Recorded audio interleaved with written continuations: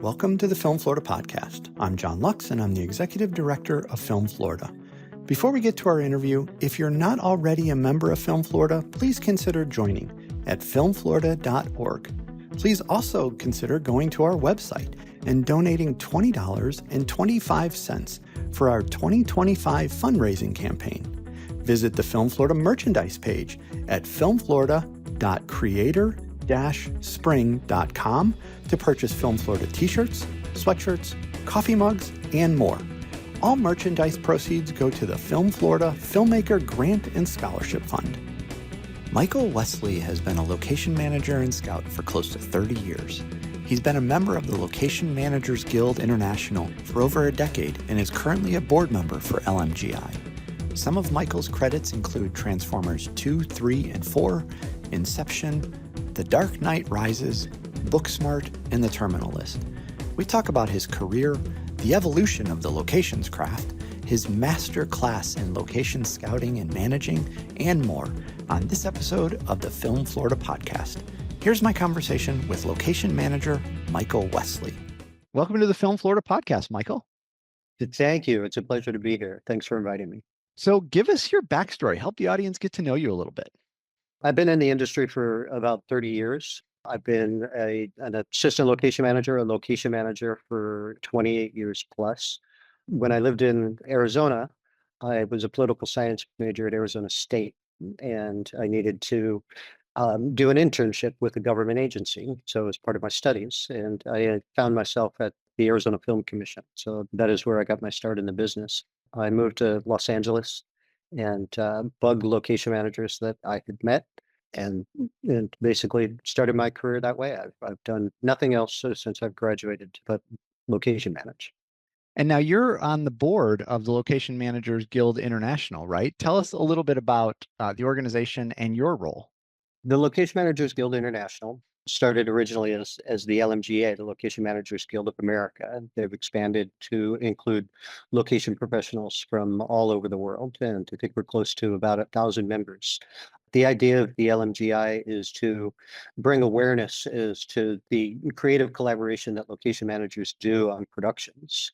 But the first one absolutely is scouting and trying to find locations that are visually interesting and help tell the story or create the characters of a movie. So that's the LMGI's first point of a mission, is to let people know that we are part of that creative process. We're also there to be able to collaborate with each other, to be able to network with each other, and talk about how we do things, how we uphold a standard of ethics and morals as we go about the world, going into normal people's lives and basically turning them upside down for a little while by bringing a film crew into their home or into their business or onto their city streets. So we want to do it with professionalism and responsibility, and when we leave a location, generally leave it better than we found it. Yeah, I became a board member just last year. It's been under a year that I wanted to get more involved. We have different committees, one of them being the education committee, which is a great resource for experienced location managers to be able to bring their knowledge, their ideas to the up and coming folks. Also, if I can say, Los Angeles has been historically the epicenter of filmmaking for decades. And I think it all started there with the way of doing things. And we've been able to branch out and be able to educate and bring our experience to location managers in other regions of the country and other parts of the world. Now, you mentioned you started in the business with the Arizona Film Commission. What are some of those things that you learned way back then that have really stuck with you ever since? So the Arizona Film Commission was a great introduction into the production world. So I honestly, when I got the internship there, I did not know what location managers were or what they did. And I was awe-inspired that I saw what a lot of people saw, is see this guy that's running around different parts of the world, taking pictures of pretty places to do filming. Within the course of the job, and because I had that job, I had the opportunity to get involved in productions. And probably one of the first film sets that I was ever joined, I went from that unpaid internship to an unpaid internship on on a little movie called Flirting with Disaster. So, Okay. which had Ben Stiller and Alan Alda and Lily Tomlin. And the first day I worked was a 19-hour day. Yeah. So it started in the morning and got home, the next day, I think at dawn or something like that. So one of the things that I took away, and is very true back 30 years ago, and as it is today, is it is a time commitment. So you kind of got to love it because it will take over your life for a certain amount of time. It's a lot of hours, and it's not necessarily hard, laborsome work, but it can take a toll on the body. So that is one of the things that I took away from it. But getting to meet and liaison with the location managers that came into the film commission, looking for particular sites, I kind of got an understanding of the initial logistics involved, so that it's not just a matter of finding the perfect shot on top of a mountain.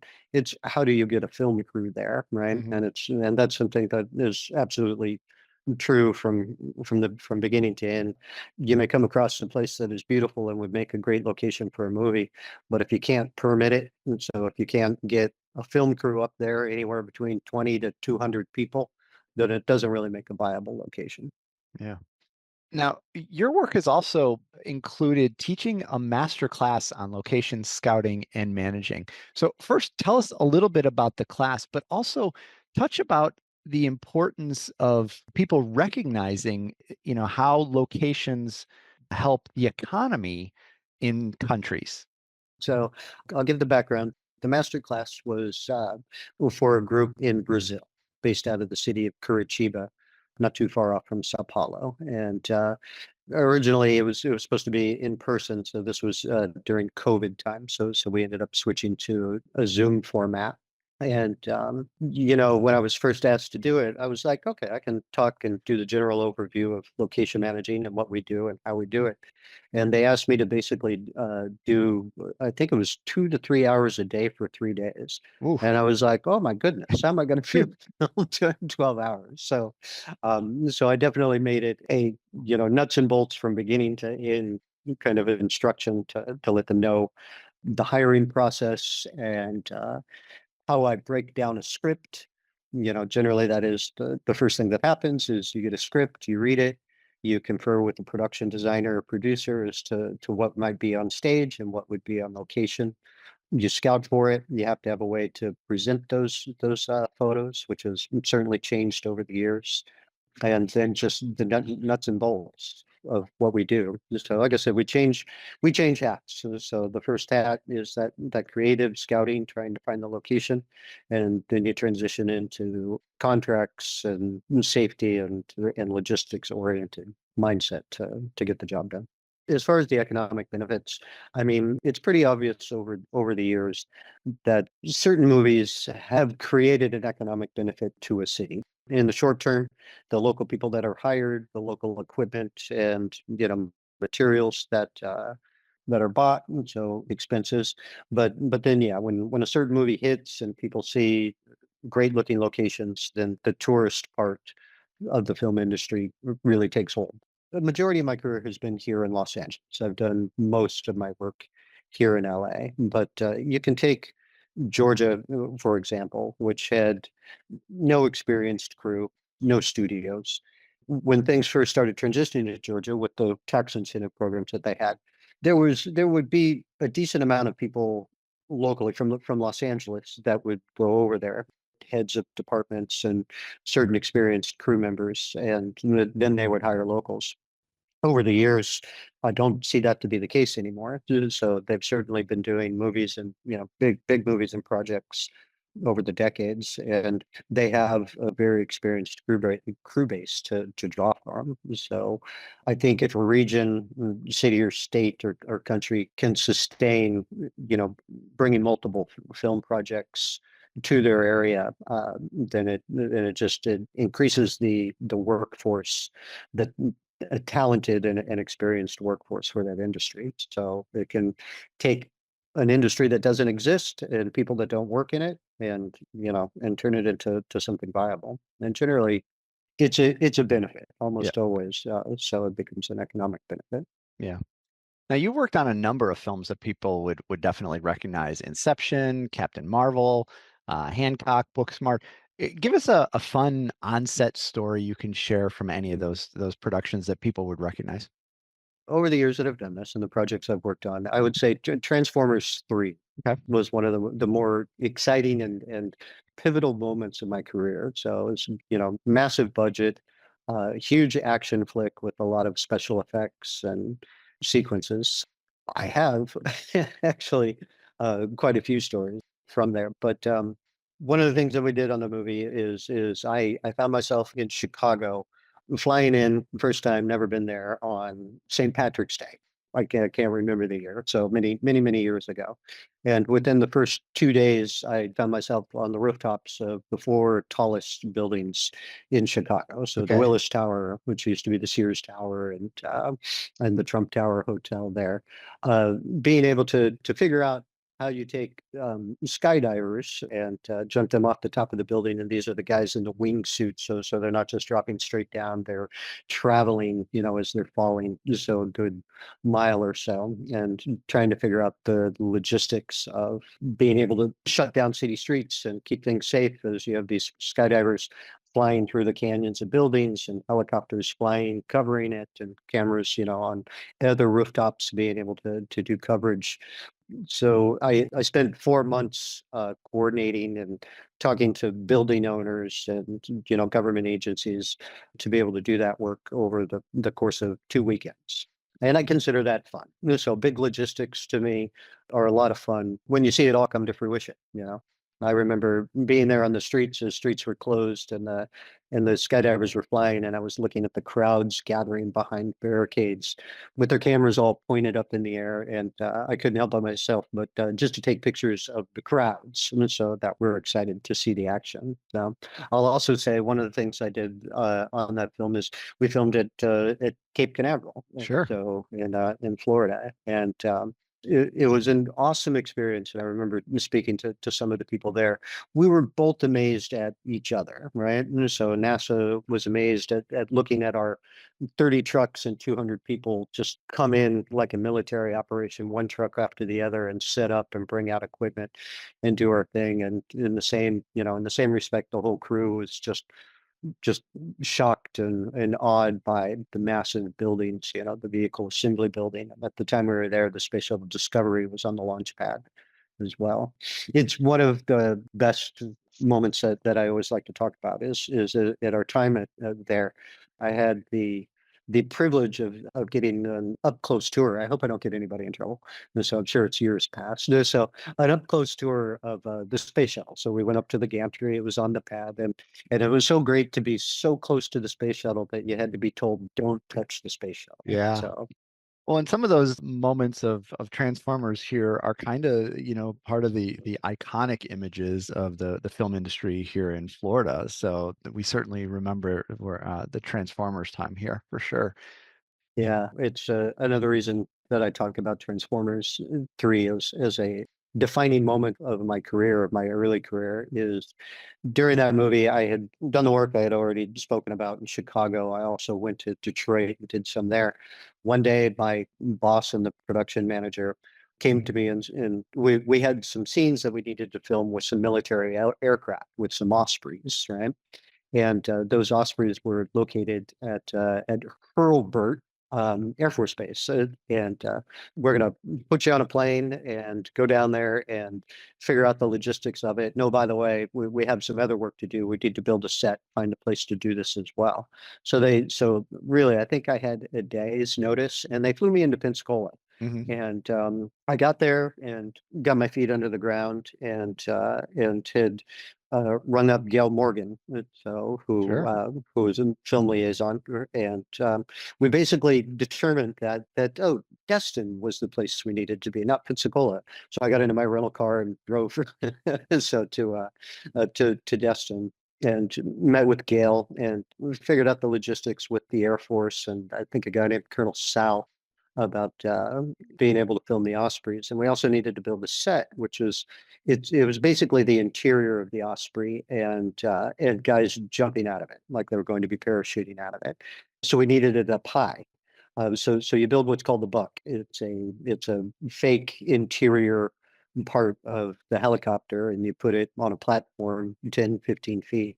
And we needed the space to do that. And Gail put me in touch with the airport director, a guy named Greg Donovan, and he offered up a portion of the airport there, the Destin Fort Walton Beach Airport, that was undeveloped at the time for us to build. And so, but the logistics of this was we were in Detroit, and so we were going to Cape Canaveral. So we needed to get to the Ospreys. We needed to get actors and camera to the Ospreys. So our crew flew in, so on a chartered plane. And so they spent the night. We did our filming with the Ospreys. We went to the airport. We did our filming on the Buck, which is just on the property. And then the powers that be set up, a separate TSA screening system for us to be able to go through, get our equipment and people back on a charter and fly them over to Cape Canaveral so we could ultimately stay on schedule. Quite a whirlwind. That was a big deal. And one of those moments where I'm like, man, with the right connections, so and the right experience, you can make anything happen. It doesn't always work like that, but I go into it going, I will do my best. I'll make it happen. I'll make something happen that makes it work. Very cool. Very cool. Glad the state of Florida could help out there. Yeah, it was amazing. It was amazing. Now, you've won a couple of different awards for the California On Location awards. Talk a little bit about like actually being recognized for your work in doing such a good job. It's a great feeling. It's a great feeling because of who gives you the awards. Because it is a California-based award, it is California and Los Angeles location managers and projects that have shot within the state.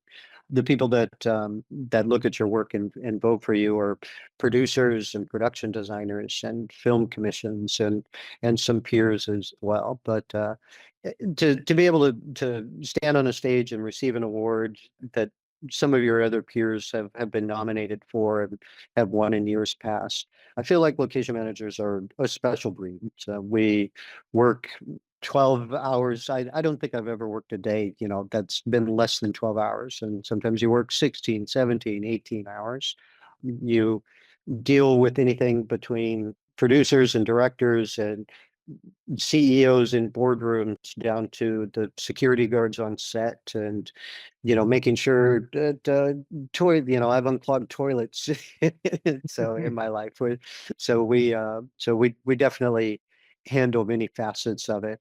There are a lot of type A personalities in the room. I'm happy to be recognized by that group of people because I have so much respect for what we do. It is an incredibly challenging job. Well, and way back when I first started learning about location scouts and location managers, I was ignorant at the time. I thought, well, they take pictures and they send it into the production and then it kind of just goes from there. I had no idea the level of interpersonal communication and coordination the location managers and scouts have to do. Talk a little bit about what makes a really good location scout and location manager. I mean, is it those two skills? Is it more than that? I mean, I was just fascinated about how in the weeds the location managers actually got on a big production. Just being a people person is number one. Every film you work on, you probably meet hundreds of people. So when new crew members, as well as the locations that you film at. So just being able to meet the owners of properties and the neighbors and other people that you affect. To a certain extent, some of that work now is, assistant location managers, right? Who go onto a location and do that. But that is where we all get our start from. Nobody starts straight as a location manager. Right. Being able to communicate effectively with people, being able to take someone who is inexperienced with filming and doesn't know what to expect, especially when you're going into a home, right? And so you go into somebody's home, they may or may not have seen filming done from afar in the past, but you're really taking it over. And part of the job is making them comfortable and understand that so that you know what's going on and, and that you can make things right. in the end. It's just making them comfortable with basically what you're doing is throwing a party, right? So you're Mhm. inviting 150 people over to the house. So it's and things can get broken for sure, but it's our job to put that together. The other key things that I think make great location managers is problem solving. Everything that comes along. It's very rare that you find a location and there's a massive parking lot to deal with your logistics right next door.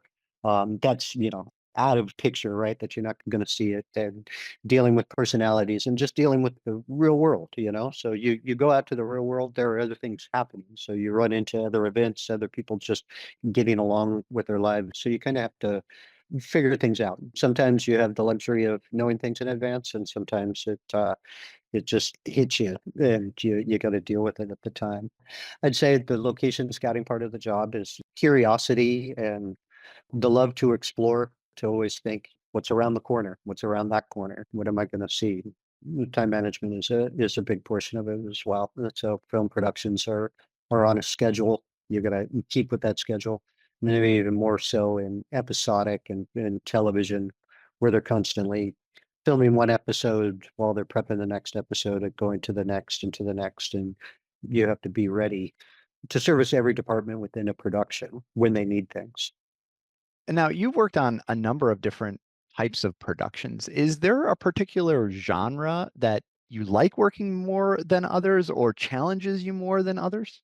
Um, Genre-wise, I mean, I would say my absolute favorite, and I haven't gotten a lot of chances to work on it, is Westerns, Ah, right? okay. No, so the big outdoor vistas and deserts, and also my background from Arizona, So, Mhm. but I would say the closest I've ever come to that would be Westworld. And I did do some scouting, and we did some work in southern Utah, in Kanab and Lake Powell, border of Arizona. So I've got to do a little bit of that. But but yeah, that would be my favorite. I would say the hardest is, regardless of genre, period pieces.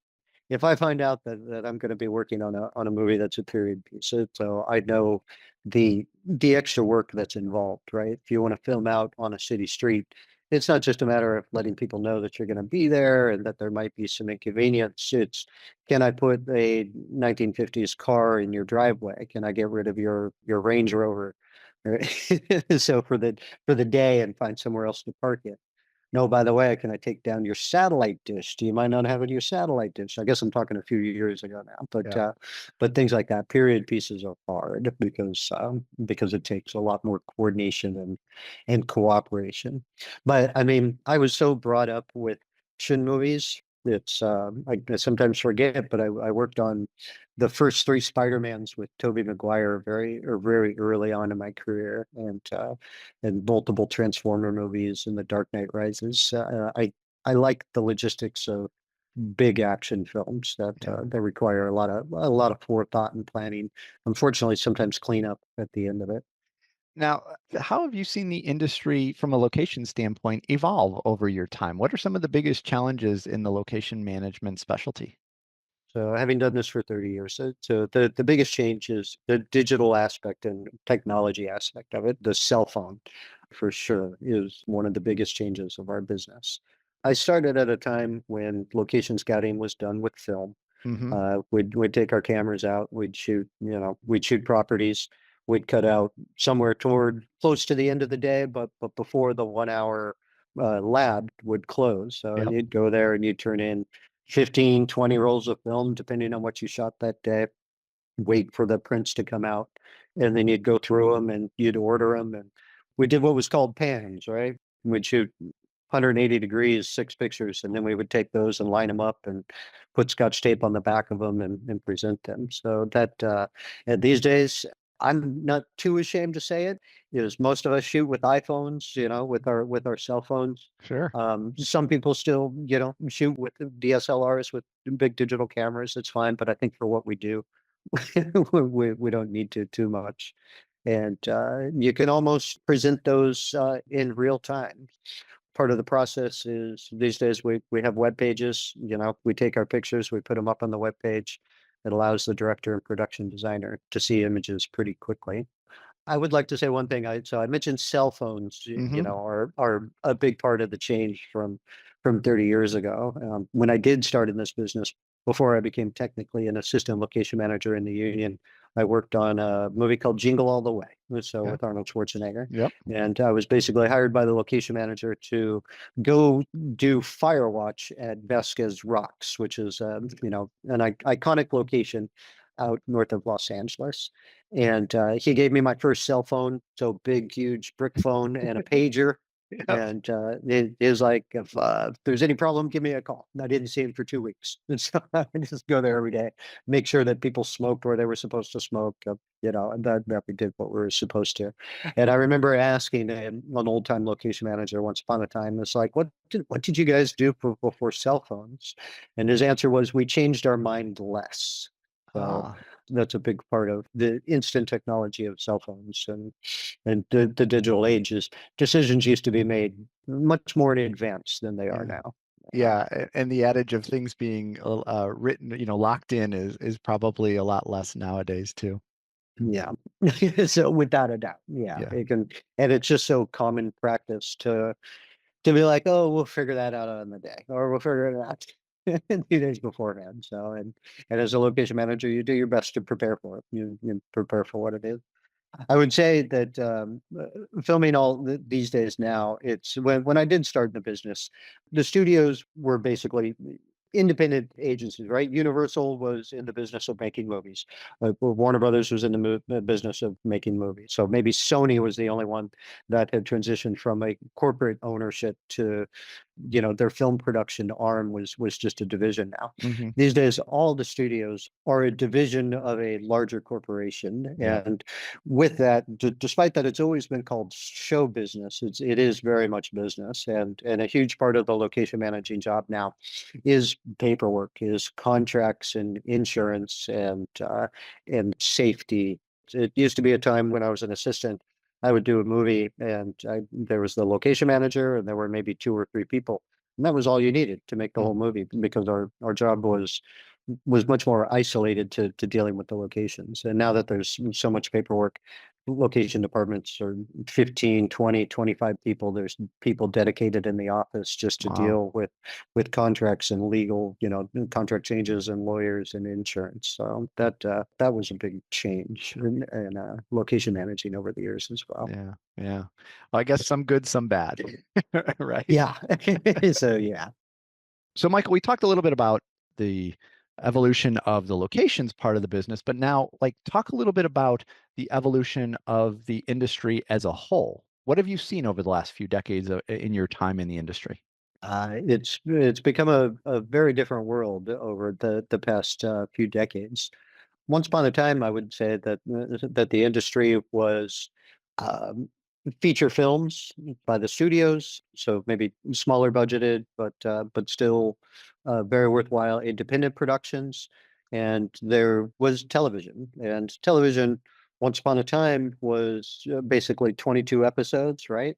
And a pilot season. So during pilot season in Los Angeles, the studios would green light a lot of just single episodes of new television shows to be able to get them on film and be able to see if they ended up wanting to order an entire season and and broadcast the show. That would always be Hollywood's busiest time of the year. You have movies being made, you have television shows still in production, and you'd have just a slew of basically what are mini movies on a limited budget, a simple pilot, one episode of a show. I think when Netflix entered the game and the streamers, very quickly it was Netflix first, and then I think it was Amazon and Apple, and it was great. It was having 3 new studios with a ton of money in Los Angeles. You'd have all the legacy studios, Warner Brothers and Universal and Sony and Disney, all making their products. But here were their 3 new studios all making new product as well. So it was very busy. Obviously, over the past several years, the streaming model has changed and things have contracted. First of all, episodic is rarely does it feel like 22 episodes anymore. Hmm. It's 8 or 10 episodes, sometimes even less than that, which means a shorter period of working on a project before going on to the next thing, before looking for your next gig. And studios trying to figure out how to to be profitable with streaming, they're not making a massive amount of product that they have in the past. Yeah, that makes sense. Well, somebody listening today thinking, man, I never thought of locations, as part of the profession in the industry. What if somebody wants to, follow in your footsteps? What kind of advice do you give aspiring location managers? First and foremost, you need to get experience, right? It's very difficult to hire somebody on a movie that has had no experience on set. Hmm. So it's one of the first questions that I'll ask somebody is, when you ready to work 15 hours a day? Hmm. So be on your feet. And so bring an extra change of socks, maybe an extra change of shoes. So dress for the cold early morning weather, the hot part of the day, and the cool part of the night. But don't say no. You get the experience to work on a student film, on some independent film in any department, even if it's running errands for the producer, take advantage of that opportunity to be close to set. And so location managing, as I said, it's different hats that you wear. Scouting is a great opportunity. It's a great idea to learn photography, to learn composition, depth of Hmm. field, pay attention to the movies and television that you watch with the background, with what they're showing. And once you have made contacts, don't be shy with staying in touch with the people that you've met in the business. And I'll get calls from assistants and people that I've met on film sets who are interested in it. Sometimes it's just the right time and the right place. So I don't think any location manager minds a reminder email or a quick phone call from someone that they met that's enthusiastic and interested in the job. So just keep bugging them, keep bugging them. Yeah. Well, Michael, where can people learn more about you, your career, the LMGI, anything more about you? Where can people look stuff up? The Location Managers Guild International website is a good place to go. So I think it's locationmanagers.org is the website to see what we're about, to see other members, some of the projects and events that we put in. Like we'll do some art shows of our photo work and do some classes for our members, which hopefully will be opening up a little bit more to the non-members to be able to come and get an idea of what we're doing. So I'm not like a big social media guy. I've got an Instagram account. I think my name is Postered, Postered. I come from a background, right, that I started before social media and before camera phones and all that. I sometimes hit myself in the head for not taking on set pictures of some of the cool stuff that we see. But as a member of the LMGI, I do kind of try to post some of the events and some of the great places that I get to go to being a member of that. Yeah. Very cool. Very cool. Well, Michael, we appreciate you spending time with us today to share your stories, your expertise. Thanks so much for being on the Film Florida podcast. Thank you for having me. It was a pleasure. Much appreciated. Thanks for listening to the Film Florida podcast. For more information about Film Florida, go to filmflorida.org and like or follow our social media pages. If you're not already a member of Film Florida, please consider joining at filmflorida.org. Please also consider going to our website and donating $20.25 for our 2025 fundraising campaign. Check out the Film Florida merchandise at filmflorida.creator-spring.com, and please remember to subscribe, rate, and review the podcast.